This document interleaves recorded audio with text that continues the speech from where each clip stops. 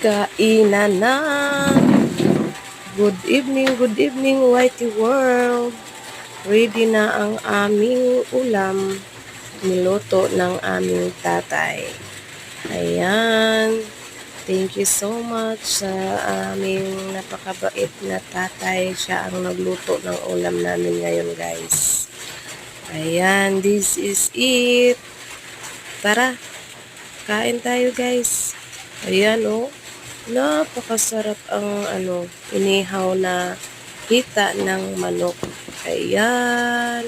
Yummy, yummy. Meron pa ding sausawan dito, guys. Simpleng sausawan lang.